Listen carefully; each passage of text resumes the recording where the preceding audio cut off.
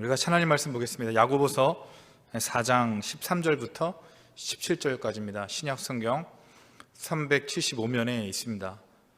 야고보서 4장 13절부터 17절까지입니다. 신약 성경 375면에 있습니다. 한 절씩 번갈아 가면서 교독하시고 마지막 17절은 함께 읽도록 하겠습니다. 제가 먼저 13절을 읽겠습니다. 들으라, 너희 중에 말하기를 오늘이나 내일이나 우리가 어떤 도시에 가서 거기서 1년을 머물며 장사하여 이익을 보리라 하는 자들아, 내일을 너희가 알지 못하는도다. 너희 생명이 무엇이냐? 너희는 잠깐 보이다가 없어지는 안개니라. 너희가 도리어 말하기를 주의 뜻이면 우리가 살기도 하고 이것이나 저것을 하리라 할 것이거늘 이제도 너희가 허탄한 자랑을 하니 그러한 자랑은 다 함께요. 그러므로 사람이 선을 행할 줄을 알고도 행하지 아니하면 죄니라. 아멘. 어떻게 오늘 선거들 하셨습니까? 오늘은 제8회 지방선거가 있는 날이었습니다. 후보마다 현수막도 걸고 또 이렇게 유세 차량도 하고 노래도 만들었고 또 직접 만나기도 했는데, 저희 동네에 플랜카드가 딱 걸려 있는데 2사만 15번 다녔습니다. 무슨 말인가, 잘 안다는 거 아니겠습니까? 또 어떤 이 후보는 시장에서, 요즘 더웠잖아요, 슈퍼맨 옷을 입고 한 며칠간을 그 자리에 앉아서 악수를 했습니다. 안 뽑아줄 수가 없었습니다. 어쨌거나 직접 만나기도 하고 또 이렇게 저마다 후보마다 계획을 세워서 여러 가지로 이렇게 당선되기 위한 노력을 했습니다. 물론 계획이 이 당선의 결과를 가져오진 않지만 계획이 있어야 당선의 가능성이 높아지듯 우리 인생에 이렇게 계획이 참 중요한 것 같습니다. 마라톤 선수들이 42.19km를 달릴 때마다 미리 그 구간에 가서 공부하고 그 코스를 머릿속에 다 이렇게 그린다고 합니다. 그러니까 직접 달려보진 않아도 그 코스를 직접 이렇게 시뮬레이션 하는 거예요. 어디는 얼마나 속도를 가야 되고 어디선 힘을 내야 되고 어디에서는 페이스 조절을 해야 되는지 이렇게 이 마라톤 구간마다 계획을 세우고 그것에 따라 완주도 하고 좋은 성적을 낸다고 합니다. 그래서 이 계획은 굉장히 중요합니다. 구약 성경을 보면 하나님께서 어떻게 일하시는지 잘 설명하고 있는데, 먼저 하나님께서 일하실 때에는 자신의 계획을 먼저 알리시고 그 말씀대로 이루십니다. 예를 들어 아브라함에게 400년의 애굽 노예 생활을 말씀하셨습니다. 그리고 실제 이 출애굽 노예로 400년을 살게 됩니다. 그뿐입니까? 바벨론 포로로 끌려갔을 때 하나님께서는 70년 후에 귀환할 것을 미리 알리셨고, 또한 알리신 이들에게 함께 기도를 하게 하셨습니다. 그리고 그 때가 되자 하나님의 말씀과 계획대로 귀환을 이루게 됩니다. 우리의 구원도 마찬가지입니다. 하나님은 우리를 구원하실 때에 만세 전에 우리를 위한 구원 계획을 세우셨습니다. 그리고 한치의 오차도 없이 선택받은 자들은 하나님의 구원에 이르게 됩니다. 그래서 역사에는 우연이 없고 참새 한 마리 떨어지는 것조차 섭리하신 하나님을 믿는 이유는 하나님은 계획하시고 그 계획을 선하신 뜻과 방법대로 이루시기 때문입니다. 그래서 하나님도 일하실 때는 먼저 계획을 세우시고 그것에 따라 일하시는 하나님입니다. 우리 역시 인생을 살 때에 계획을 세우고 준비하는 것은 선한 일이고 대단히 중요한 일입니다. 13절에 보면 이런 계획을 세워서 어떤 사람이 이렇게 일을 진행합니다. 같이 한번 읽어볼까요? 시작. 들으라, 너희 중에 말하기를 오늘이나 내일이나 우리가 어떤 도시에 가서 거기서 1년을 머물며 장사하여 이익을 보리라 하는 자들아. 말씀을 보면 이 장사를 통해 이익을 남기려는 계획을 세우는데, 하나님은 오늘 이 계획과 어떤 노력 자체를 문제 삼는 것이 아닙니다. 여러분, 학생은 무엇을 해야 합니까? 공부를 잘해서 좋은 대학 가는 게 목표 아니겠습니까? 그리고 젊은 사람들은 정말 준비를 잘해서 계획을 잘 세워서 좋은 직장에 취업을 하고 또한 가정을 일구는 게 계획이 필요하겠지요. 사업을 하는 이마다 큰 기업을 키우는 것, 그리고 부모님들은 어떻게 이 자녀를 하나님의 말씀과 또한 빛나는 인생 살기 위해서 이 자녀를 양육하는 것도 계획이 필요합니다. 그래서 솔로몬은 너희 행사를 여호와께 맡기라 이렇게 말씀하시면서 우리의 계획을 독려하고 있습니다. 그래서 계획도 세우고 구체적인 그런 이 계획이 세워야 실천도 있고 또한 열매도 맺게 되는 것입니다. 그런데 오늘 본문에 보면 이 계획 자체를 문제 삼는 것이 아니라 오늘 이 야고보 사도는 이런 이 계획을 문제 삼고 있습니다. 그러니까 무엇이 문제인가 하면 하나님을 떠난 계획, 그러니까 우리가 계획하고 경영하는 것이 하나님을 떠나서 얼마나 헛된 것인가를 강조하고 있습니다. 당시에 이 야고보의 편지를 받는 교회는 상인들이 굉장히 많았습니다. 유대인들은요, 저렴하게 물건을 사서 어떻게 합니까? 비싸게 파는 것을 아주 잘했습니다. 예를 들어 우크라이나 전쟁이 있을 때에 정말 이 장사하는 사람들은 이렇게 생각하겠죠. 물가를 미리 염두에 두어서 비싼 것들을 다 확보를 해놓고 정작 물가가 오르면 어떻게 합니까? 그렇죠. 이 비싸게 파는 것이 장사의 계획입니다. 지금 이런 이 성경에서는 이런 식의 계획 자체를 문제 삼고 있는 것이 아니라 무엇이 문제인가 하면 여러분, 내일은 누구에게 속한 영역입니까? 그렇죠. 하나님께 속한 영역이지만 마치 내일을 자신이 결정하고 통제할 수 있는 것처럼 행동하고 계획하는 것입니다. 잠언에서도 너는 내일 일을 자랑하지 말라. 하루 동안에 무슨 일이 일어날는지 네가 알 수 없음이니라. 13절에 간단히 보면 여러분, 지금 이 야고보 사도가 왜 어떤 걸 문제 삼냐면 여러분, 내일이라는 시간을 문제 삼고 있고요, 또한 이익이라는 결과를 자신이 얻을 것처럼 말하고 있어요. 뿐만 아니라 장사의 계획 등 자신이 무엇 하나 통제할 수 없고 책임질 수 없음에도 여러분 어떻게 하고 있습니까? 마치 그것을 통제하고 있는 것 마냥 지금 표현하고 있어요. 사랑하는 여러분, 이 내일이며 장사의 이익이며 또한 여러 가지 계획 등은 여러분 누가 통제하고 누가 결과를 주십니까? 그렇죠. 하나님이 하셔야 할 일입니다. 여러분, 우리 인간은, 우리 사람은 그런 내일의 일들, 어떤 계획들을 성취할 만한 능력이 없습니다. 굉장히 오래된 일인데요, 친구의 자동차를 이렇게 오랫동안 얻어 탄 적이 있습니다. 근데 차가 오래되다 보니까 켜져야 할 것이 켜지지가 않습니다. 나지 말아야 할 소리가 자동차에서 나는 거예요. 그래서 가장 큰 문제는 그 자동차의 연료 게이지가 망가져서 기름이 얼마나 있는지를 몰라요. 그래서 제가 옆에 타면서 불안해서 야, 기름이 얼마나, 장거리를 가는데 야, 기름이 얼마나 있는지를 확인해야 가지 않겠냐.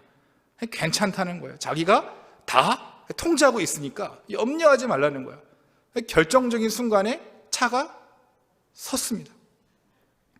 사람이 아무리 계산을 잘해도 정확하지 않습니다. 여러분, 우리는 인생에 대해서 호언장담하지만 우리는 이 결과를 만드는 존재가 아니고 인생을 실제로 통제하시는 분은 하나님 외에는 없습니다. 그래서 우리는 언제나 어디서나 매 순간마다 하나님을 염두에 두고 살아가야 합니다. 14절에 보면 내일 일을 너희가 알지 못하는다. 너희 생명이 무엇이냐? 너희는 잠깐 보이다가 없어지는 안개니라, 이렇게 말씀합니다. 말씀을 보면 우리 인생이 얼마나 연약하고 한계가 있는 것임을 가르칩니다. 사랑하는 여러분, 우리는 얼마나 짧은 인생을 살아갑니까? 여러분, 찬양의 가사를 보면 참 은혜되는 곡이 하나 있어요. 여러분 아실 겁니다. 내일 일은 난 몰라요. 그 찬양을 보면 우리가 내일을 위해 살아가지만 정작 우리에게 알려진 시간은 언제입니까? 오늘입니다. 오늘, 하루. 그래서 그 내일은 안 몰라의 찬양 보면 하루하루 살아요 하잖아요. 그리고 또 뭐라고 합니까? 내 뜻대로 안 돼요. 요행이나 뭐든 하여간 안 돼요. 힘들어요. 어려워요. 왜 그렇게 고백을 하는가 하면 그것이 우리 인생을 잘 담아내기 때문에 그렇습니다. 그래서 14절에 이 생명이 무엇이냐, 이 의미가 여러분 어떤 말인가 하면 쉽게 말해서 우리의 인생은 무엇이고 어떻게 설명할 수 있는가, 이런 의미입니다. 성경에서 가르치는 우리 인생을 종합해보면 죄의 결과로 인해서 인생이 얼마나 연약하고 한계가 있으며 불안하고 불확실 속에서 살아가는 것을 여러분 설명하고 있어요. 그러니까 성경에 가르치는 인생이나 우리가 실제로 주변에 보는 인생이나 나 스스로가 경험하는 인생이 다르지 않다는 거예요. 그러니까 얼마나 한계가 있고 불확실하고 유한하고 얼마나 여러분 불안한 생활을 하고 있습니까? 여러분, 우리 인생의 그 실타래 같은 줄들이 하나만 끊어져도요, 여러분, 즉시로 우리는요, 정말 이 불행 가운데 빠지는 것이 우리 인생이에요. 하나님께서 도우시는 그런 손이, 그 능력의 그런 찰나의 도우심이 딱 중단되잖아요. 그럼 우리는 어떻게 됩니까? 그렇죠. 우리는 정말 참담한 그런 결과를 맞는 인생이라고 가르치고 있습니다. 그래서 14절처럼 너희 인생을 표현할 때 너희는 잠깐 보이다가 없어지는 안개니라, 이렇게 가르치고 있어요. 한마디로 우리 인생을 안개와 같이 비유했는데, 여러분, 안개의 특징이 무엇입니까? 여러분, 새벽에 호수에 딱 가면 정말 안개가 자욱하게 딱 깔려 있습니다. 그래서 안개가 깔린 그 호수의 주변을 보면요, 정말 한 치 앞을 볼 수가 없어요. 그래서 딱 자기 앞만 보입니다. 그리고 어떻습니까? 그 안개가 얼마나 위험이 있고 사람에게 공포심을 주냐면, 뭔가 딱 나올 것 같아요. 나오지 않지만 뭔가 딱 나올 것 같은 그런 분위기예요. 하여간 위험도 있고 공포도 줍니다. 그런데 안개가요, 그 해가 딱 뜨잖아요. 그러면 어떻게 됩니까? 순식간에 사라지고 말아버려요. 얼마나 빨리 사라지는가 하면 우리의 그 안개 사라지는 인식이 미치지 못해요. 그러니까 정신 차려보면 안개가 사라졌네? 그러니까 너무 찰나의 그 순간이기 때문에 그만큼 정말 이 안개가 위험과 어떤 공포심을 주지만 순식간에 사라지는 것을 빗대어 우리 인생임을 여러분 강조하고 있습니다. 그래서 전도서 1장 2절에 보면 지혜자가 우리 인생을 말할 때에 헛되다라는 말을 5번이나 씁니다. 그런데 이 헛되다, 이 말을 어떻게 번역할 수 있는가 하면 여러분, 안개나 입김으로도 여러분 번역할 수가 있어요. 그러니까 인생이 얼마나 허무하고 금방 사라지는가 하면, 우리가 여러분 겨울에 훅 하면은 어때요? 하면은 입김이 나잖아요. 근데 그 입김이 얼마나 빨리 사라집니까? 1초도 안 걸리잖아요. 마찬가지로 우리의 인생이란요, 정말 금방 사라지고 아주 위태롭고 허무한 그런 삶을 살아가는 존재라고 가르치고 있습니다. 누가복음 말씀해 보면 한 부자를 소개합니다. 평생 써도 못 쓰는 돈을 모았죠. 그래서 이 자신이 모은 이 돈을 계좌에 딱 넣어놓고 뭐라고 하는가 하면, 야, 이쯤 하면 되지, 이제 나는 문제 없고 걱정 없습니다, 이렇게 말하는데, 우리 하나님은 달랐어요. 어떻게 말합니까? 어리석은 자여, 오늘 밤에 내 영혼을 찾으리니. 그러니까 이런 강조된 단어가 뭐냐면 오늘 밤이에요. 그러니까 그 부자가 살아갈 수 있는 날들은요, 내일도 아니고 어떤 결과를 만들어낼 수 없고 그저 살아가는 건 한순간, 오늘만 살아간다는 거예요. 그래서 부자에게 주어진 날은 돈을 사용할 수 있는 앞으로의 시간이나 내일이 아니라 오늘 외에는 없습니다. 여러분, 그래서 성경은요, 시간은 내 것이 아니라 그래요. 시간은 하나님께서 우리에게 주어진 선물이고요, 우리 인생은 언제나 한계가 있습니다. 여러분, 젊음도 얼마나 잠깐인지 모릅니다. 아주 잠깐이에요. 교회에서 봉사하는 시간이 정말 잠깐이에요. 여러분, 다 느끼지만 봉사를 다 하고 싶잖아요. 그런데 결혼한 직후부터 여러분, 애가 한 명 딱 태어납니다. 그러면 모든 시간과 에너지와 정력이 다 아이한테 갑니다. 회사에 치이고 부모님 챙기고 뭐 하면 하고 싶어도 마음껏 내가 원하는 대로 하나님께 드려야 할 봉사를 드리지 못하는 날이 와요. 물론 수요 예배 나오신 분들 되면 이렇게 그렇지 않죠. 뭐 동시다발적으로 항구적으로 언제나 할 수 있습니다. 그래서 우리 인생은 유한하고, 또한 우리가 얼마나 인생이 안개가 같냐면, 여러분, 죽음이라는 것에서부터 우리는 인생이 안개 같다는 것을 참 배우게 됩니다. 여러분, 죽음을 통해서 우리는 하루하루 살아가는 지혜를 배우게 되는 거예요. 우리가 보내는 시간이 여러분 내 것이 아닙니다. 하루하루가 정말 중요한데, 그 지혜는 주님이 부르시는 그 죽음 앞에 서면 비로소 우리가 영위하고 누려지는 그 하루가 얼마나 소중한지 모른다는 거예요. 여러분, 최근에 뉴스를 봤는데 안타까운 소식 하나 보게 됐어요. 한 여성분이 회사에서 야근 후 집으로 돌아가는데 횡단보도에서 이렇게 길을 건너다가 신호 위반 차량에 딱 치여서 뇌사 상태에 빠졌고, 결국에 장기 기증을 하고 그 여성분은 이렇게 정말 이 세상을 떠났습니다. 이렇게 보게 되니까 청소년 시절 내내 열심히 공부해서 좋은 대학에 갔어요. 그리고 누구나 원하는 직장에 들어갔어요. 그리고 그토록 정말 직장에 들어갔는데 하루아침에 정말 부모님 한번 인사 못하고 허무한 인생이 된 거 아니겠습니까? 안타깝죠. 근데 우리 인생이 이렇다라는 거예요. 몇 년의 인생을 개우는 것 정말 중요하지만 꼭 이 인생의 계획을 세울 때 우리가 염두에 둘 것은 우리 인생은 우리 뜻대로 안 되고 정말 연약한 인생을 살아간다는 거예요. 오늘로서도 하루아침에 비극이 우리 문을 두드리고 찾아오는 것이 우리 인생이라는 겁니다. 여러분, 장례식장에 가면 누구라도 숙연해지는데 그 이유는 우리는 인생이 얼마나 짧고 또한 그 죽음이라는 곳 앞에 나 역시도 해당이 되기 때문에 그래요. 그래서 여러분, 지혜의 미네르바의 올빼미는 언제 우냐면 밤에 울어요. 그러니까 이제 내가 무엇인가 알았는데 그게 언제냐면 밤이에요, 밤. 그러니까 뭔가 깨달았는데 그때는 이미 다 끝난 상태예요. 내 인생, 내 계획, 내가 중요하다고 여기는 것들은요, 우리가 주어진 시간과 죽음 앞에 얼마나 허무한 것인가를 여러분 깨달아야 합니다. 그래서 야고보 사도는 인생이 안개이고 죽음이 생각보다 가까이에 있다고 여러분 경고하는 거예요. 그래서 이런 불확실하고 안개와 같은 인생을 우리가 알았잖아요. 그렇다면 우리의 인생의 눈이 어디로 향하야겠습니까?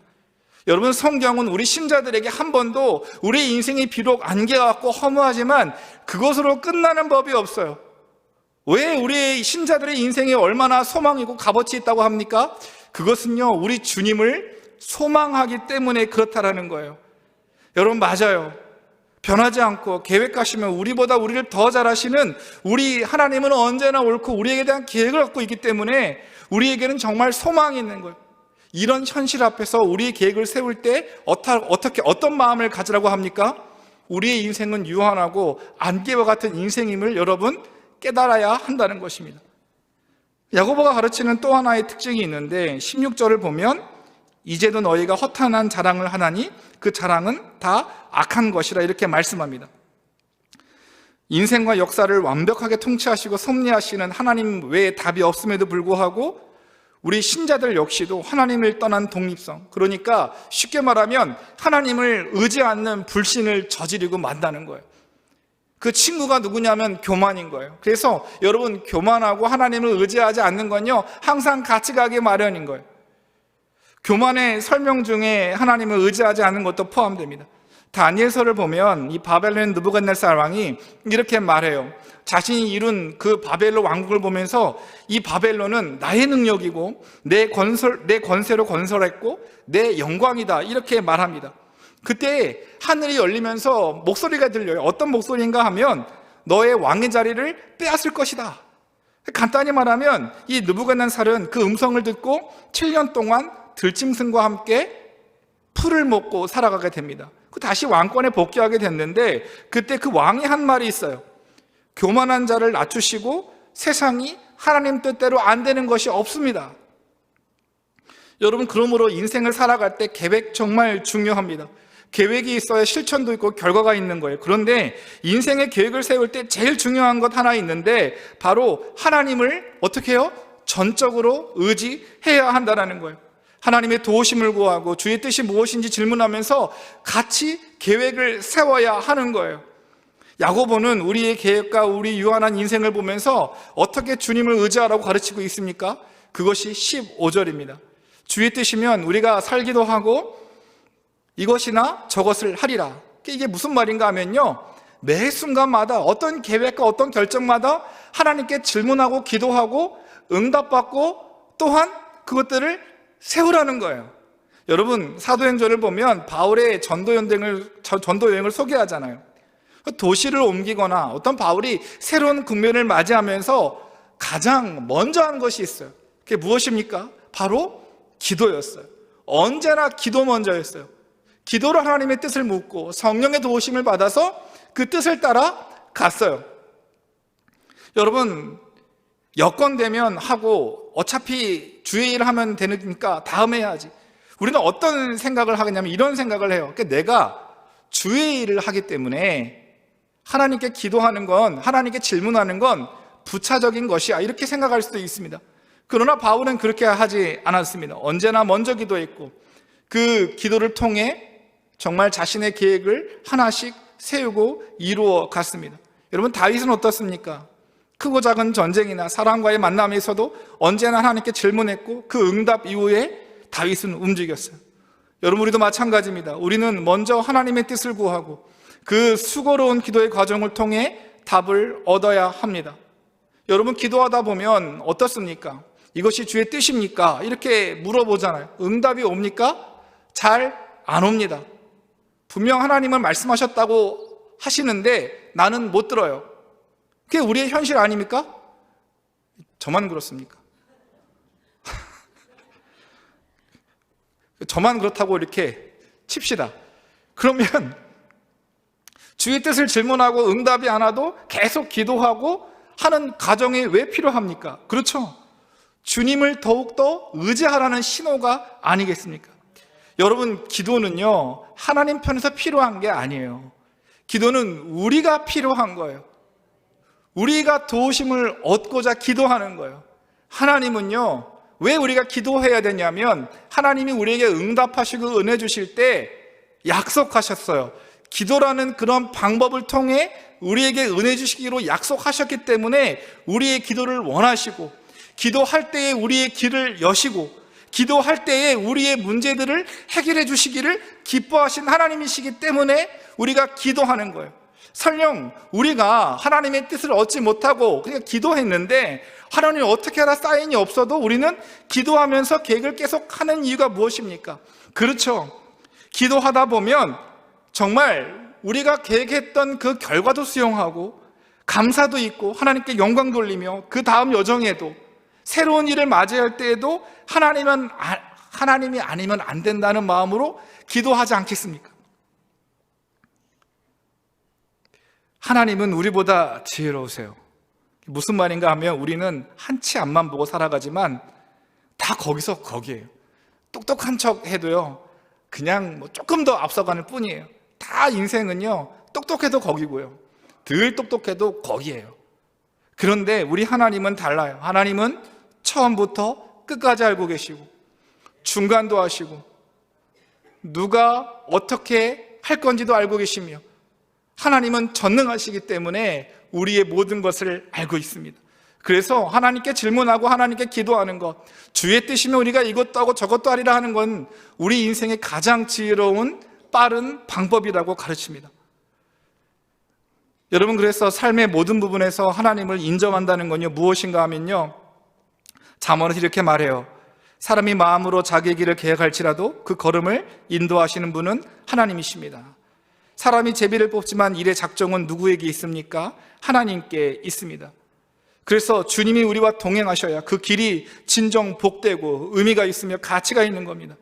내일 일을 알지 못하고 우리 생이 사라지는 그 안개임을 깨닫고 보면 한 가지 열리는 게 있어요. 그러니까 우리의 현실, 우리가 정말 어떤 존재인가라는 걸 안 다음에 한 가지 아는 게 있어요. 바로 주님을 의지하게 된다는 거예요.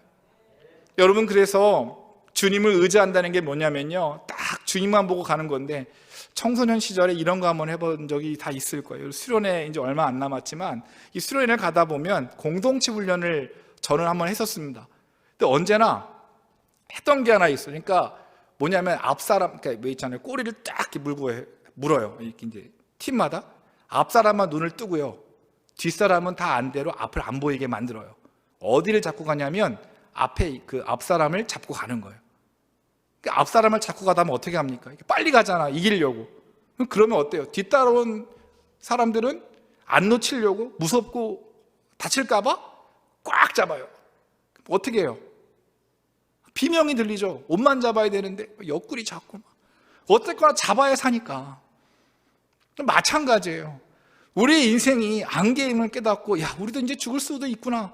야, 우리 인생 모르겠다. 암담해요, 참담해요, 암울해요, 야, 인생 우울해요 했을 때에 여러분, 우리에게 깨닫는 지혜 뭐냐면 정말 주님의 옷자락 꽉 붙잡는 것입니다. 그래야 우리에게 정말 주님 외에는 소망이 없다는 것을 알게 되는 거예요. 믿음의 눈을 열어 내 인생의 안개이고 아무런 확신이 없을 때 드디어 눈이 열려서 하나님 의존적 신앙을 갖게 되는 것입니다. 여러분, 젊을 때야 무엇이나 할 수 있고 직장이든 뭐든 다 할 수 있을 것 같습니다. 그런데 나이 먹고 자녀가 생기고 또 나이가 정말 이렇게 딱 지나게 되면 이런 생각 들어요. 내 인생은 이제 내가 책임지고 싶어도, 야, 책임지는 게 어렵구나. 야, 진짜 어렵다. 여러분, 그런 자각이 있을 때에 우리가 열려지는 게 뭐냐면 도우신 하나님이 얼마나 중요한지를 이렇게 딱 알게 되는 거예요. 여러분, 지난주에 어떤 이제 집사님 한 분이 자기에게 어려운 일이 있었을 때 이야기를 딱 하신 적이 있어요. 근데 한 20년 전만 해도 서울역에 노숙자가 그렇게 많았어요. 노숙자가 참 많았어요. 서울역에 보면 세상 서울에 있는 모든 노숙자가 다 그리로 모이는 것 같았대요.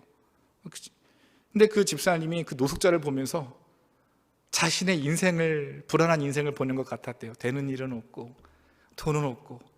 그래서 지하철로 이렇게 1시간 이상을 딱 통근을 했어야 되는데 기도했대요. 하나님, 저 노숙자처럼만 살지 않게 해달라고. 날마다 올 때 기도하고 집에 갈 때 기도하고 잠자기 전에 기도했대요. 근데 정말 하나님 은혜 주셔서 하여간 가정 하나 건사하는 건 잘 되었다고 합니다. 말씀을 마치겠습니다. 여러분, 우리는 안개와 같은 인생을 살아가고 있습니다. 우리가 아무리 계획을 세워도 그 계획, 내일, 또 우리의 이익에 대한 결정, 우리의 모든 계획은 우리가 결정하는 게 아닙니다. 내일은 하나님께 있는 것입니다. 우리의 이익의 결과도 하나님께 주시는 겁니다. 하늘의 문이 열려야 우리에게 주어지는 것입니다. 그럴 때 우리의 인생이 얼마나 안개와 같고 참담하고 유한하며 제한된 인생을 살지만 그것을 우리가 마음 깊이 깨달을 때 우리의 눈이 열려서 전적으로 하나님을 의지하게 된다는 것입니다. 주 안에 사랑하는 여러분, 맞아요. 정말 이 수요 예배, 금요 기도회 참 느끼는 거지만 참 특공대만 오더라고요. 매번 그분이 그분이에요. 그렇지 않아요? 지난주 이석영 목사님 위선에 대해 설교했는데 특공대만 위선이라는 걸 듣고 하여간 특공대만 하여간에 열심히 하래요. 그런데 주 안에 사랑하는 여러분, 맞아요. 그게 우리 안개 같은 인생, 참담한 인생을 경험한 자들이 의지할 수 있는 분은 오직 하나님이시기 때문에 하나님께 나와야 한다는 것입니다.